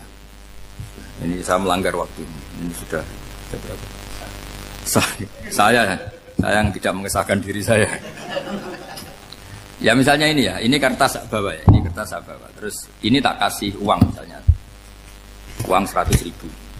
Atau kalau contoh Imam Syafi'i dulu dididik Imam Malik begini. Ya Syafi'i, kalau kamu punya 2 budak, 2 pembantu, kalau dulu kan masih ada budak, 2 pembantu lah kira-kira. Seneng mana, yang cerdas sama yang goblok? Seneng yang cerdas. Kalau yang nurut sama yang bantahan, seneng yang nurut. Lah yang nurut itu yang goblok. Makanya tinggal dibalik saja. Kamu tak beda ya. Seneng mana punya istri yang cerdas apa yang goblok? Coba jawab. Atau ibu-ibu mbak-mbak ini, seneng mana punya suami yang cerdas atau yang goblok? Kalau cerdas gak bisa diakali. Tapi goblok nurut tapi ya kadang sini-sini kan di sini. Nah, itu kan antar manusia. Masalahnya kita menghadapi Allah Subhanahu wa taala yang semua kita pasti bodoh. Kita menghadapi Allah Subhanahu wa taala yang semuanya kita pasti bodoh. Allah jelas ngendikan wa kanal insanu dzaluman jahula, manusia itu banyak dolimnya. Dolim itu sifat mubalaghah. Kalau orang dolim sekali dolim, kalau sering zalum, kalau jahil biasa jahil, kalau banget jahili jahul. Bahasa Arab kan gitu memang. Ghafir, pengampun biasa. Kalau ghafur selalu mengampuni. Syakir, makanya sifatnya Allah Ta'ala ikut wazan fa'ul semua. Ghafur, syakur. Atau diikutkan wazan fa'al. Kalau goblok biasa jahil, goblok banget jahal kan itu. Kafir biasa kafir, kalau kafir banget kafar. Ya, jadi wazan balaghah itu bisa fa'al, bisa fa'ul ya. Kafirin, kafar atau kafur. Paham ya? Malah ngaji nahwu. Ya tapi ini memang perangkatnya ya. Ini kan perang mau tidak mau. Makanya misalnya Allah tidak suka kulla kafarin banget kafir ya, Pak. Paham ya? Kulla khawanin banget khianate. Kalau khain khianat biasa, kalau khawan sering khianat. Lah manusia itu kata Allah apa? Zaluman. Wis banget dolime, banget bodoh. Itu kalau yang ngarang hikam mencontohkan tuh gini. Manusia itu pas bener saja salah, apalagi pas salah. Jadi manusia itu kata Imam yang ngarang hikam itu man itu kanat mahasinhu masawiyah fakih fala takunu masawihi masawiyah. Ketika baik saja buruk, apalagi ketika buruk. Coba kalau ada orang dermawan sama teman-temannya, tanyakan istrinya. Duit dihambur-hambur, disekno kanca ngalono bojo. Mesti gitu. Teman yang sering silaturahim ke teman-temannya, kata temannya baik, senang silaturahim, tanyakan istrinya, oh meninggali wong. Jadi manusia pas baik saja ada buruknya. Apalagi pas buruk. Makanya dulu bapak saya ngajarin saya istiqomah ya apik ya. Tapi kadang-kadang nak keterusan itu ora istiqomah ngangkangi orang dia tidak punya kesempatan. Misalnya ada imam masjid ngimami terus sampai tua sampai mau mati. Itu istiqomah apa tidak memberi peluang yang lain? Tidak jawab saja. Jadi itu manusia. Jadi pas baik saja buruk, apalagi pas buruk. Kayak saya gini di sini ngajar baik, tapi saya ada tidak sopannya harus di atas. Padahal banyak orang sepuh, ada Pak On, ada beberapa yang kan terpaksa nggak sopan. Tapi sampean yang nyuruh, berarti sampean yang dosa. Kemarin saya minta di bawah supaya ganjaran saya utuh. Ini gara-gara begini ganjaran saya ini agak terkredit terdebat itu karena itu. Saya teruskan. Jadi manusia itu punya sisi itu karena manusia itu dzalum dan apa jahil. Wa kanal insanu dzaluman. Problemnya ini ngadepi Allah yang selalu pinter, yang kita selalu bodoh. Misalnya gini, kamu ditanya Allah. Ini contohnya Imam Malik. Ikla hadi sokhroh fa inna tahtaha dhahaban. Coba bongkahan batu itu kamu angkat, di bawahnya ada emas. Lalu budak yang pinter berlogika, oh disuruh buka itu karena ada emas toh. Berlogika. Kalau budak yang goblok enggak, ya disuruh ya diangkat saja. Ada emas apa enggak karena perintah ya diangkat. Yang satu nurut karena perintah, yang satu nurut karena ada emas, ada sesuatu. Logikanya suatu saat Tuhan tuh hanya bilang gini tok, ikla hadis sokhroh, batu itu angkat. Yang nurut yang goblok permanen tadi kan langsung ngangkat. Yang pinter, ini ada apa lagi Gusti kok harus diangkat? Ya gak ada apa-apa, nyuruh saja kata Allah gitu. Oh ada bisa, sesuatu harus ada alasannya. Itu kira-kira mangkel loh agak. Oh mangkel. Nah, logikanya manusia seperti itu. Makanya dua murid pinter, di rakyat pinter, presiden ya susah mesti demo. Goblok ya susah sini uang. Ini kan nggak ada pilihan. Memang manusia itu nggak ada pilihan. Nah sekarang masalahnya gini di fikih ini, saya kembali lagi ke fikih. Pertanyaannya secara fikih begini. Misalnya iddah. Iddah itu seorang perempuan ditinggal mati suaminya atau ditinggal atau cerai. Itu kan ada namanya apa? Iddah. Iddah itu memastikan apa tujuannya? Memastikan rahim itu steril dari mani atau sperma zaut awal. Supaya nanti kalau dinikah orang lain tidak terjadi ikhtilatul nasab. Oke, berarti iddah kita beri argumentasi secara ilmiah li baro'atir rohmi. Jadi misalnya Zaid menceraikan istrinya Sri dalam keadaan masih bisa haid. Iddahnya 3 kali masa suci. Wal mutallaqatu yatarabbasna bi anfusina salasata quru. Lalu karena secara teori medis kalau haid berarti bukti tidak hamil. Apalagi kalau haidnya terulang-ulang sampai 3 kali pasti tidak hamil. Jika kalau nanti dinikahi orang lain pasti kalau ada anak ya anaknya zaud sani atau zaud kedua. Berarti alasan iddah li baro'atir rohmi. Oke, kita sok pinter, sok bijak. Pertanyaannya adalah, sekarang sudah baru 1 bulan, suaminya di Malaysia, nggak pernah ngumpuli. Dicek di medis juga berbukti tidak hamil. Apakah boleh tanpa iddah? Semua ulama mengatakan tidak boleh. Tapi ini kan rahimnya jelas bersih.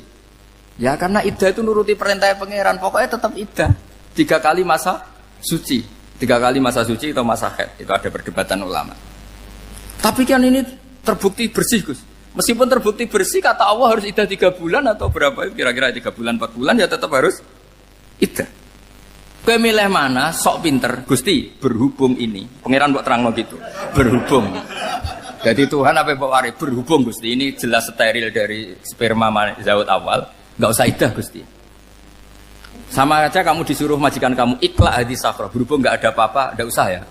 Kira-kira mangkel nonda budak yang seperti itu. Mangkel. Maka dibutuhkan kebodohan dalam beragama. Betul itu memang. Makanya Nabi itu unik pernah bilang itu gini. Aksaru ahlil jannah al-bulu. Aki-aki penduduk swarga itu al-bulu, wong goblok-goblok. Maksudnya goblok yang jenis ini bukan goblok betulan maksudnya. Maksudnya goblok jenis ini itu ya tetap pinter, tapi pinternya dibuang pura-pura goblok demi sami'na. Jadi saya misalnya kok pinter dan goblok tadi sekaligus, pinter dan goblok. Ya bah ikhla hadis sokhra fa inna tahta hadapan. Tak angkat karena saya tahu di bawah ada emas. Tapi di hati saya sajane ya mergo perintah. Suatu saat kok disuruh Allah ikhla hadis sokhra, perintah ya tak angkat ya sudah. Jadi ya pinter ya goblok. Saya tahu namanya perintahnya Allah pasti ada hikmahnya. Hikmahnya iddah adalah li baro'atir rohmi. Tapi hikmahnya jadi kawula adalah nurut perintah Allah, cek tahu alasannya maupun tidak. Lah di sini ada illatul hukmi untuk membangun kecerdasan, tapi ada loyalitas untuk membangun ubudi. Ya, bahwa kita ini kawula roh tetap loyal. Makanya tadi pagi saya cerita Sayyidina Umar. Sayyidina Umar kayak apa cerdasnya? Tapi tetap ubudi ya. Yaitu Rasulullah SAW sering dibully orang kafir. Muhammad itu gaya-gaya nantok. Wong ora oleh nyembah berhala, ora oleh nyembah watu, jebule dekne nyembah Hajar Aswad. Karena dilihat dari jauh kan tetap nyium Hajar Aswad. Coba kalau kamu lihat dari jauh, kamu sujud dari jauh kan kayak sujud sama batu. Makanya Sayyidina Umar karena orang kafir masih cara berpikir gitu, tiap nyium Hajar Aswad itu komentar gedumel. Alim tu annaka hajarun la tadurru wa la tanfa. Walau la anni ra'aitu Rasulullah qabbalaka ma qabbal. Aku ronake watu, ya ramandoroti ramanfaati. Kalau saja saya tidak melihat Nabi nyium kamu, saya tidak sudi nyium kamu. Jadi tidak berdoa, doa mustajab itu tidak berutuh. Karena apa? Umar tahu ini masalah secara tauhid. Kalau saya doa depan Hajar Aswad nanti dikira syirik. Karena berdoa di depan batu. Tapi kalau saya tidak nyium, nyulayani sunnah Rasul, yaitu nyium Hajar, wis tengah-tengah, nyium sambil gerutu. Itu sudah kompromi. Ya nyium tapi gerutu. Kayak apa? Makanya ya cerdas tapi ya goblok tadi ya cerdas. Itu uniknya Rasulullah. Jadi muji orang pintar ya sudah langit. Tapi Nabi pernah dalam satu hadis mengatakan aksaru ahlil jannah al-bulbu. Aki-aki penduduk swarga itu orang bodoh. Artinya orang bodoh itu bukan bodoh betulan. Dia meninggalkan akalnya demi loyalitas ubudi. Nah, untuk menutup sesi ini terakhir betul tak tutup setelah ini selesai. Untuk menutup itu bukti begini, perang Badar itu perang yang nggak mungkin dimenangkan umat Islam karena orang kafir itu 1000 dengan pasukan full dengan peralatan perang full. Rasulullah itu tahun kedua Hijriah itu pasukannya hanya 313. Itu pun pedang itu untuk orang 5 itu hanya ada pedang 1. Jadi kalau mau dibaca orang sih, kamu nilai pedangnya aku. Itu kan nggak kebayang perang dalam keadaan seperti itu. Jadi mesti kalah, orang kok mungkin kalah, mesti. Tapi Nabi tetap bilang, saya ini disuruh Allah perang, ya harus berangkat. Yaitu perang Badar. Kata para sahabat, ya Rasulullah ini nggak masuk akal, sudah nggak usah perang, ini nggak masuk akal, mau setor nyawa. Sudah gitu dadaan, nggak ada persiapan. Lucunya apa? Sahabat itu ketika Nabi tetap berangkat. La akhrujanna walau waqti. Nabi menginginkan saya tetap berangkat meskipun sendi.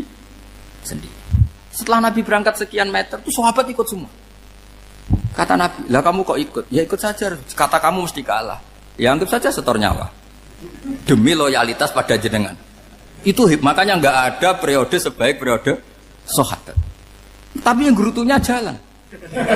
Karena gerutu ini bawaan ilmiah. Makanya kita loyal sama presiden. Tapi yang nggak cocok ya gerutunya jalan. Tapi bawaan mencintai Indonesia tetap jaga stabilitas. Itu bawaan cinta Indonesia, bukan cinta pejabatnya kadang. Gerutunya jalan. Tapi bawaan loyal sama Indonesia tetap mengaku. Bawaan loyal sama Rasulullah tetap ikut perang. Bawaan akal karena nggak masuk akal ya gerutu. Dan itu uniknya Quran itu mengapresiasi itu dan dianggap nggak masalah. Saya bacakan ayatnya.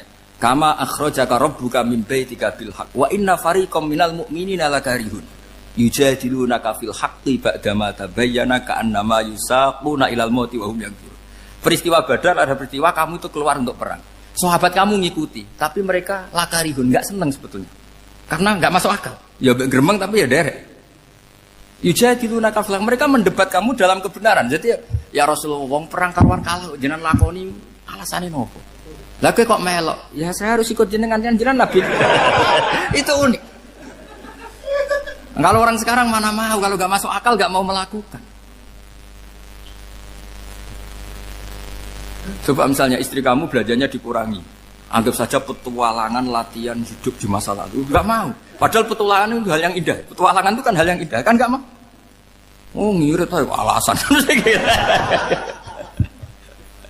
Tapi lucunya kalau dijak camping bermiskin-miskin di hutan mau. Karena karpe dewe, tapi tak suami yang ngongkon. Ayolah seminggu ini kita model miskin, anggap saja petualangan masa lalu. Enggak mah. Karena pinter, apa? Coba kalau bodoh. Ya ngono ya apa-apa Mas. Tapi resiko anak bodoh pas kamu sakit ya dibiarin. Karena dia melihat sakit kan biasa, namanya manusia. Makanya ini pilihannya susah, hidup itu masih susah makanya ini. Jadi uniknya Quran gitu. Quran itu membolehkan psikologi manusia. Makanya Allah ngendikan kutiba alaikumul qital wa huwa kurhul lakum. Ya saya tahu kamu tidak suka perang. Allah yang ngakui wa kurhul, enggak apa-apa. Tapi ketidaksenangan kita harus dilawan demi mengikuti Allah dan misalnya perempuan Allah juga gitu. Wa ashiruhunna bil ma'ruf. Gauli istri kamu muamalah secara baik. Kata Allah fa in karihtumuhunna fasa antakrahu syai'a wa ja'alallahu fi khairan katsira. Mungkin ada watak yang kamu tidak suka, tapi di situ ada kebaikan. Allah ngaku yang namanya suami mesti ada watak yang enggak suka dari istrinya. Juga sebaliknya lebih banyak lagi yang suami istri kamu tidak suka watak kamu. Juga enggak suka hidung kamu, wajah kamu banyak lah yang enggak disuka. Tapi demi kestabilan negara suami istri ini, mereka loyal, justru itu bagus. Maka jagalah ilmu, juga jagalah loyalitas. Itu yang perlu saya utarakan. Jadi makanya agama ini dibangun dua. Satu kecerdasan hikmah, yaitu ya al-hukmu ya duru ma'ilati wujudan wa adalan. Tapi juga ada ubudiyah, bahwa agama ini milik Allah. Maka sami'na wa ata'na. Karena begini logikanya, saya ulang lagi masalah batu. Iqla hadis sokhro fa inna tahta hadaban. Terus saya angkat. Pembantu saya ngangkat. Dia saya gaji atas nama apa? Nurut kan? Atas nama menemukan emas apa atas nama nurut? Nurut, karena emas itu juga penemuan saya, milik saya. Ngangkat batu yang nggak ada emasnya juga atas nama nurut. Jadi rapot yang saya berikan ke pembantu saya itu tentang nurut dan tidak nurut. Saya kan tidak peduli dengan cerdas dan tidak cerdas. Itu kan tidak sesuatu yang menguntungkan saya. Nah Allah juga gitu. Kecerdasan kamu, pinter kamu itu tidak menguntungkan Allah Subhanahu wa Ta'ala. Karena Allah itu tidak butuh pinter kamu, cerdas kamu. Allah hanya butuh mental ubudiyah kamu. Makanya Allah mensifati nabinya hanya subhanalladzi asra bi abdihi, karena status tertinggi manusia adalah sifat Nah, makanya ya Tuhan nafsul mutmainnah irji'i ila rabbiki radhiyatam mardiyah fadkhuli fi ibadi. Berstatuslah sebagai hamba baru wadkhuli jannah. Nah, kalau kamu berstatus hamba ya harus baik, enggak usah kakek bantah. Coba kalau kamu rasional, ya Allah kenapa bikin surga nanti-nanti? Engkau kan bikin sekarang, ngapain repot-repot nanti? Jadi kacau semua agama. Makanya yang perlu didahulukan adalah status ya Tuhan nafsul mutmainnah irji'i ila rabbiki radhiyatam mardiyah fadkhuli fi ibadi. Masuklah berstatus sebagai hamba saya. Khasnya hamba tadi ya cerdas karena semua yang diperintahkan Allah pasti ada hikmahnya. Tapi kecerdasan ini kadang kita tinggalkan demi loyalitas ubudiyah. Terus ngoten mawon kula ngapunten ingkang kathah mugi-mugi niki barokah. Wassalamualaikum warahmatullahi wabarakatuh.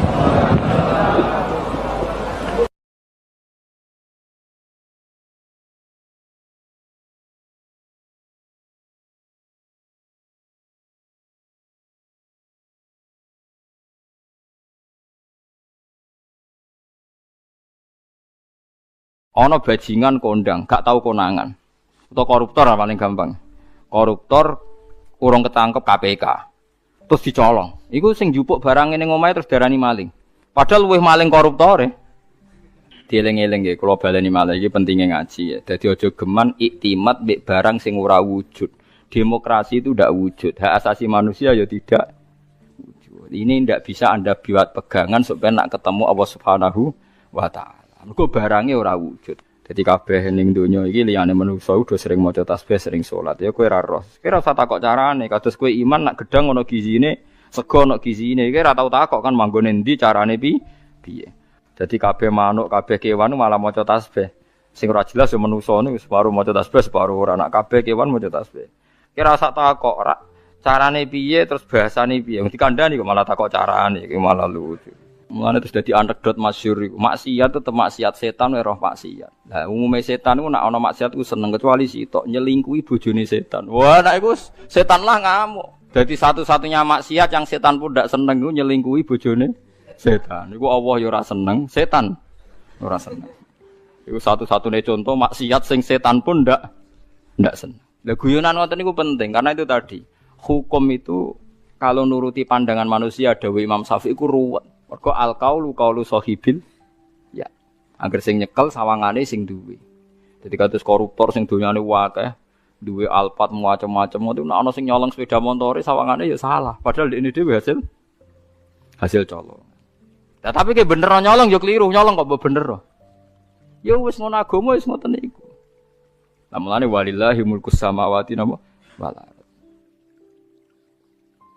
Assalamualaikum warahmatullahi wabarakatuh. Bismillahirrahmanirrahim. Nahmaduka ya ghafuru ya syakuru. Mashalli wa sallim barik ala sayyidina maulana Muhammadin wa ala alihi wa sahbihi asma'in nama ba'du. Pun kula terangno kados adate ulama-ulama riyin nggih. Dados pertama jenengan iman nek Allah niku wajibil wujud. Eling-eling nggih. Awal kita iman Allah wajib napa? Wujud. Dadi fawwau maujudun qadimun napa? Bagi mukhalifun lil khalqi bil itlaqi. Dadi intine iman itu harus pada sesuatu sing wujud. Asy'. Lah wujud sing paling awal iku Allah Subhanahu wa taala. Terus liyane niku mboten wujud. Niki kula gadah cerita sithik niki kula haru tenan roh cerita niki. Ada seorang demokrat sejati. Orang yang sangat-sangat membela demokrasi itu akhirnya dia masuk Islam. Ketika masuk Islam itu alasannya sederhana. Demokrasi itu ndak sayun maujud, ndak sesuatu sing wujud. Kok tak bela-belani nganti mati ku lha opo? Sebenarnya aku nak ning akhirat iku mahwa demokrasi. Dadi dekne tobat akhirnya. Engko aku nak mati demi demokrasi. Terus demokrasi dhewe enggak sesuatu sing wujud. Apa iso nyafaati aku? Nah, ini yang konco-konco mahasiswa atau LSM atau siapa saja harus mulai mikir. Jadi banyak kita itu ngimani sesuatu, sesuatu itu tidak wujud. Tapi demokrasi itu makhluknya piye rupane. Nah, Nabi Muhammad jelas orangnya ada, figur yang ada. Jadi bisa memperjuangkan kita nanti di akhirat. Kiai jek ono, masih ono sing darani syirik lah, nak percaya kiai tetep wonge ono. Lah nak demokrasi. Ya sebenarnya akhirat, ya Allah, saya mati ini demi demokrasi, celukan demokrasi. Kon ngajukan apa?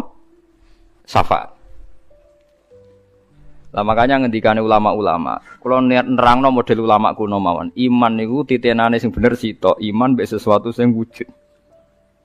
Demokrasi itu tidak wujud. Ijtima' iftirak juga tidak wujud. Jadi keliru misalnya ini kalau nate ngaji filsafat yang Islam sing alim-alim kados Ibnu Arabi kados. Kalau orang Kristen bilang Roh Kudus, Jibril atau Roh Kudus Allah itu bersemayam di Isa. Gara-gara ada istima, terus jadi Tuhan. Istima itu ya ada wujud. Iftirak juga ada wujud. Rungokno tenan nggih. Misalnya ini HP. Ini yang saya pegang tangan kanan apa? HP. Yang saya pegang tangan kiri ini amplop. Pulpen mau gampang. Amplop mari darani dhuwit niku. Repot teng Indonesia nih. Padahal kalau di amplop gue batas kitab. Lengge, amplop kula niku tulisane ku naskah. Kula nak sinau teng kitab-kitab anen niku kula kutip. Kula kutip teng amplop teng kitab. Mboten kados amplop Ruhin. Dadi wis ora sugih tapi amplop isine napa? Dhuwit. Nah kula isine naskah. Ya ini HP ya, di tangan kanan saya namanya apa? HP. Berarti HP maujud. Mon mikir lenan mon, HP ini maujud. Tangan kiri kula pulpen. Pulpen ini maujud. Ketika bertemu orang menyebut ijtima'. Lalu ijtima' itu wujud enggak? Enggak kan? Ketika saya pisah namanya iftirak. Jadi fal istima' wal iftirak amroni nisbiyan ila wujuda li dzatihim. Jadi jenenge kumpul lebih pisah itu sesuatu yang tidak ada. Sing ana ya HP, nak nempel jenenge kumpul, nak pisah jenenge pisah. Lah bela hak asasi manusia yang ngoten niku, nak bela wong jenenge hak asasi manusia. Nak nginjak wong jenenge nginjak hak asasi manusia. Tapi hak asasi atau demokrasi itu sesuatu yang enggak wujud. Sebenarnya bengok-bengok piye ya demokrasi, saya ini mati demi engkau. Goblok gak misalnya wong mati demi demokrasi. Lah makanya Islam itu mendorong aja sampai kowe kaya wong kafir, nyangka amale ana gunane jebule muk kaya amun-amun, mbok sangka banyu jebule ora ana. Kaya kowe nyangka demokrasi sesuatu sing sakral jebule barange ora ana. Beda bela Nabi Muhammad, bela Imam Ghazali, bela ulama-ulama, piye wae ana wujude. Paham nggih? Nek ana wujude ana kemungkinan ana komunikasi, ana saling tolong menolong.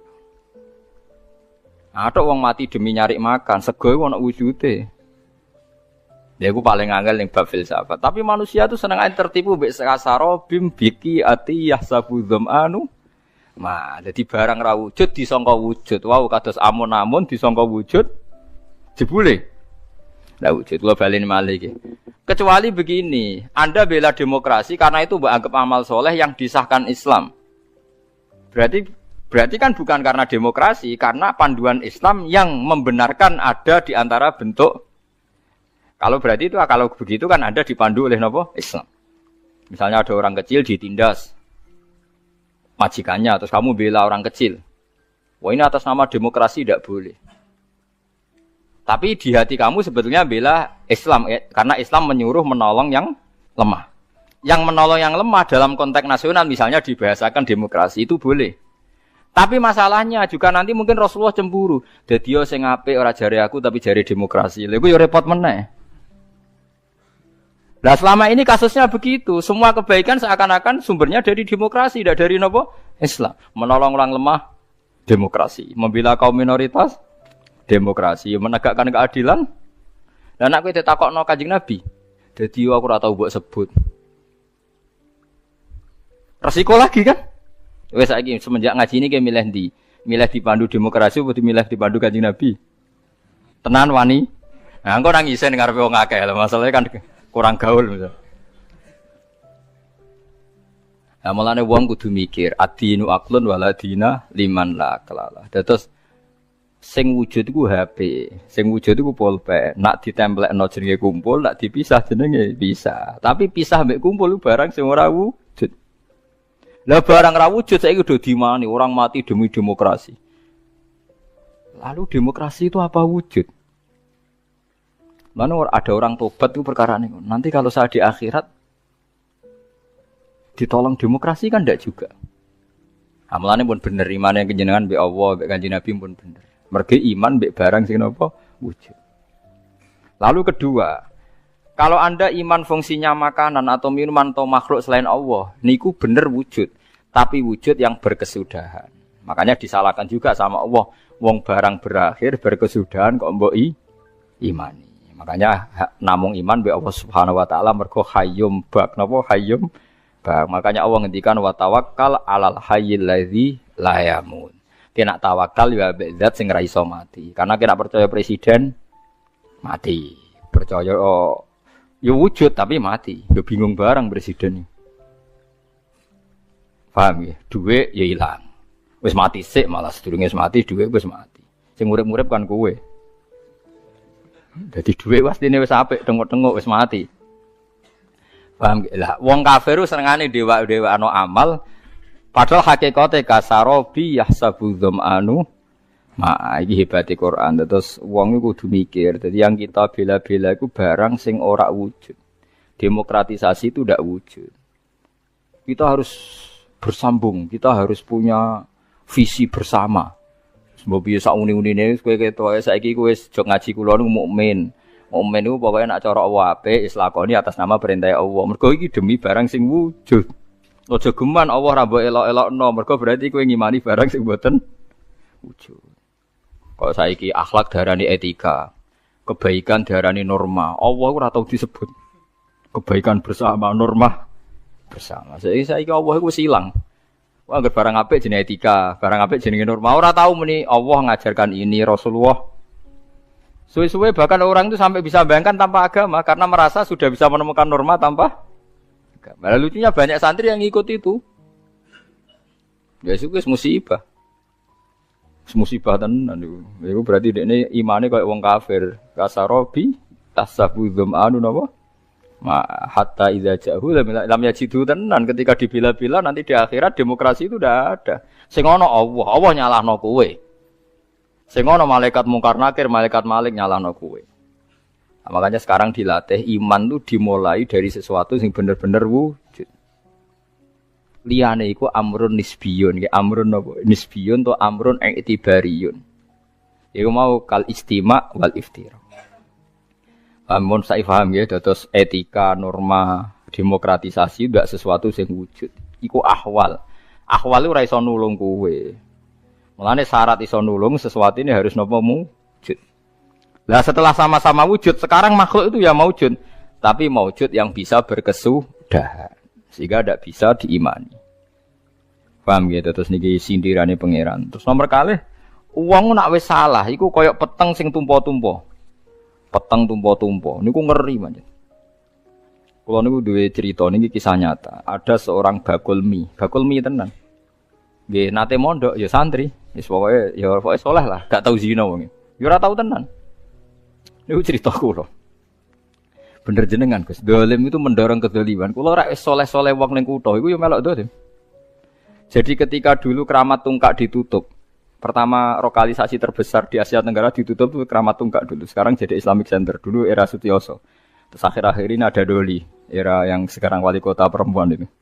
Itu tidak yang pertama, sebenarnya yang pertama itu dulu Keramat Tungkak nopo? Jakarta. Ketika Sutioso gubernur itu kan saya ya Mbak. Karena dia kenal Yusuf Qaradawi. Saya itu karena ikut kenal anaknya Yusuf Qaradawi dulu ketika nerjemah Fiqh Zakat itu. Makanya Fiqh Zakat diterjemah itu yang biayai pemerintahan apa? DKI apa? Jakarta. Itu terus sekarang di Jawa Timur ditutup Doli itu. Itu lucu kejadiannya itu. Bakul mie itu janggal. Jadi karena di situ ada lokalisasi, supir taksi ya bisa nganterkan orangnya. Bakul mie ya laris mie-nya. Bakul pulsa ya lain. Padahal orang-orang ini tidak orang pezina. Sesuai dia mikir. Barang apa itu tutup mikir. Waduh pasar kuntek. Lu ke atas tuh berwajib. Lah itu lucunya. Lah itu kedzaliman. Bayangkan kalau kedzaliman itu sudah jadi sistem ekonomi. Nanti buka untuk bakul warung, untuk pulsa, untuk taksi, untuk becak. Jadi ternyata yang protes ketika Doli ditutup itu tidak hanya hidung belangnya, orang-orang sekelilingnya yang nggak pernah zina juga ikut. Karena terus sepi. Paham? Lucu kan? Lucu betul. Ya lucu. Dia akhirnya mikir, astagfirullah. Wong santri elek tenan, kalau nanti ikut menyesal, mereka terus tokonya sepi.